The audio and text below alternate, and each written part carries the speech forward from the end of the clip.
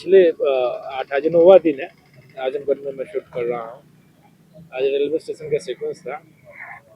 बढ़िया है, बहुत बढ़िया है। बहुत मज़ा आ रहा है शूट करके।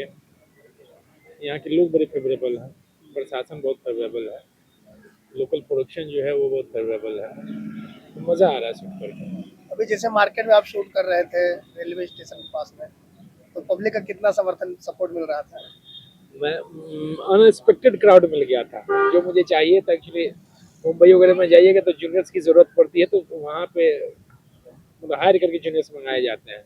लेकिन ये लोग यहाँ फिल्मों के लिए कितना पैशनेट है कि फिल्म का कैमरा देखते नहीं फिर चले आते हैं, और वो कहीं ना कहीं हम लोगों का फ्रेम सज जाता है, अच्छा लगता है। क्राउड देख के वो लोग सपोर्ट करते हैं, हाँ बोलिए क्या करना है।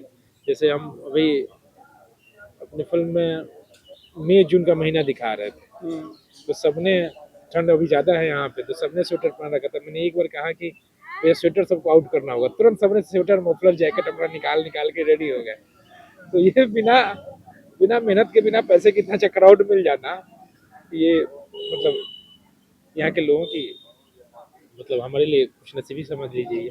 तो एज ए प्रोड्यूसर आपका ये पहली फिल्म है, जी। तो डायरेक्शन में तो आपने बहुत सारी फिल्में किया है, तो नया क्या अनुभव आपको लिए रहा है? नहीं तो देखिए, अनुभव एक्चुअली एक डायरेक्टर के लिए अनुभव हर चीज़ का हो ही जाता है। एक डायरेक्टर बहुत अच्छा आर्ट डायरेक्टर भी होता है, बहुत अच्छा सिनेमेटोग्राफर भी होता है, बहुत वो हर कला में प्रांगण प्रांगण होता है, इसलिए वो डायरेक्टर बन पाता है। तो कहीं ना कहीं चीज़ों को करते करते चीज़ें समझ में आने लगती हैं। तो प्रोडक्शन भी मुझे अब एज ए प्रोड्यूसर क्या चाहिए होता है, ये मतलब कितने स्टाफ चाहिए होते हैं, ये सब ज्ञान मुझे पहले से था।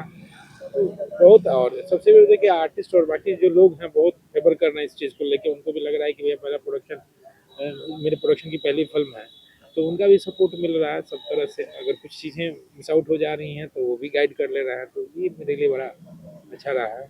आर्टिस्टों की बात की जाए तो मेन भूमिका में कौन नजर आएंगे, और कितना यहाँ पे स्थानीय कलाकारों को मौका दिया है आपने? हाँ, बहुत सारे स्थानीय कलाकार हैं। मेन कलाकार में ऋचा दीक्षित हैं, संजय पांडे जी हैं, और बाकी अन्य बहुत सारे कलाकार हैं जो मतलब मल्टी स्टारर फिल्म आप किसको कह सकते हैं। लेकिन मुख्य पात्र मेरी हीरोइन ही है।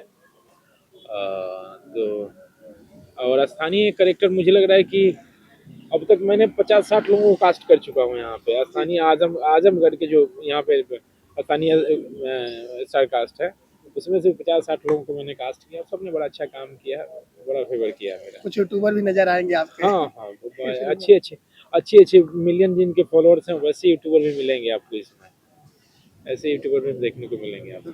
कैसे कह सकते हैं कि स्थानीय जो प्रतिभाएं थी, जिनको एक बड़ा प्लेटफॉर्म चाहिए था, वो प्लेटफॉर्म आप दे रहे हैं अपनी फिल्म से। हमने कोशिश की है, प्लेटफॉर्म तो खैर उनको पहले से यूट्यूब, सोशल मीडिया बहुत बड़ा प्लेटफॉर्म है, और एक फिल्म बड़ा कनवास हो जाता है, तो मैंने भी कोशिश की है, उनको अच्छा लगा, उन्होंने वो आके मेरे साथ काम करना है, तो कहीं ना कहीं मुझे भी, मेरे लिए भी अच्छा है। तो उनको जो नए कलाकार यहाँ के हैं, उनको डायरेक्ट करने में कितना आपको पेशेंस रखना पड़ा था, कितना समझाना पड़ा था? नहीं, बिल्कुल नहीं। सब सब सोशल मीडिया के अच्छे स्टार हैं यहाँ पे, तो उनको पता है सब कुछ, कैमरे एंगल, लाइट एंगल सब कुछ पहले से पता है। मूड उनको केवल समझा दीजिए, तुरंत परफॉर्म कर लेते हैं। बहुत आसान है उनके साथ काम करना। सोशल मीडिया में जो यूट्यूबर्स हैं उनके साथ काम कर लेना बहुत बहुत आसान है।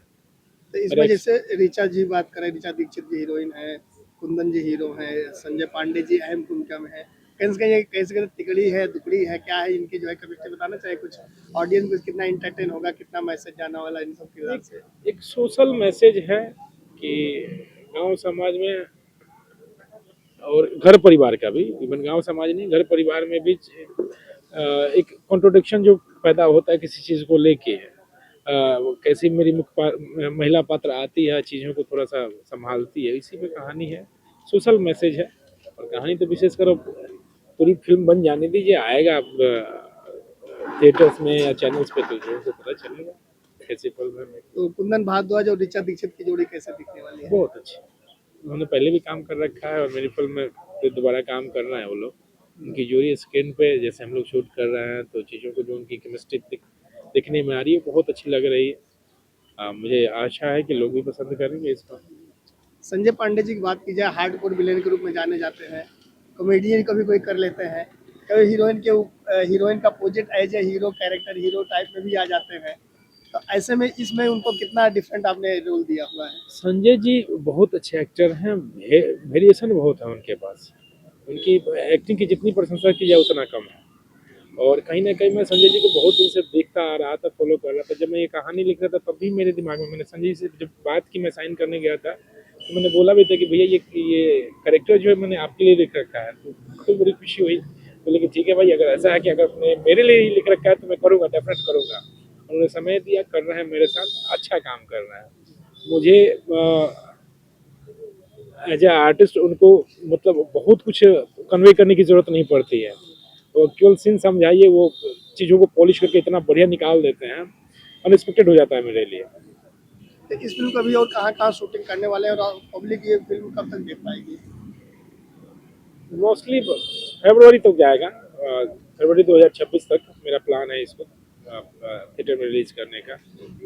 बाकी और आजमगढ़ में कहाँ शूट किया भैया और कहाँ करने वाले हैं? आज सिधारी थाना में 2-3 लोकेशन है, जैसे रेलवे स्टेशन के बाहर का परिसर था मेरा, इकरामपुर गांव था, कांदरा थाना में कुछ बाईपास वगैरह के शूट से, राधा कृष्ण मंदिर था, एक ढाबा है वहाँ पे, बड़ा अच्छा रॉयल ढाबा है, वहाँ पे मैंने शूट किया। ये मेरे लोकेशंस हैं। हम लोग कह सकते हैं कि आजमगढ़ में कई जगहों का आपके फिल्मों में आप दिखाने की कोशिश किए हैं। जी जी। ये नहीं कि एक कैमरा पकड़े एक घर पकड़े बस उसी घर और द्वार है अगल बगल में। लोकेशन मेरा अब रोज ऑलमोस्ट लोकेशन मेरा रोज बदला है।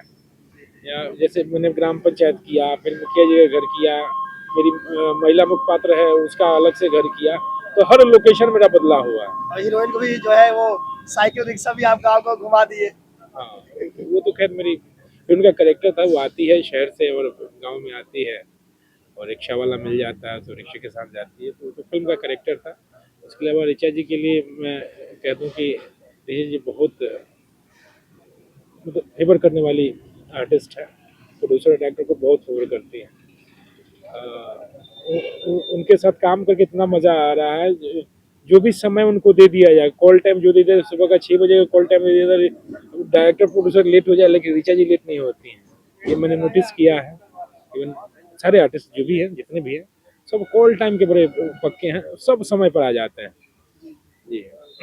और सर आप बात करें अब तक आपका जो है फिल्मी करियर की शुरुआत कैसे हुआ, आप पटना से मुंबई कैसे पहुंचे, अब तक का सफर कैसा रहा, क्या क्या वर्क आपने किया हुआ? ये हमारी आपकी तो पहले भी इस पे चर्चा हो चुकी है, इस पे चर्चा हो चुकी है, और जहाँ तक मुझे लगता है कि अब ये सवाल मेरे से दूसरी बार पूछ रहे हैं और मैंने बड़ा विस्तार से आपको ये चीज़ें बताई थी।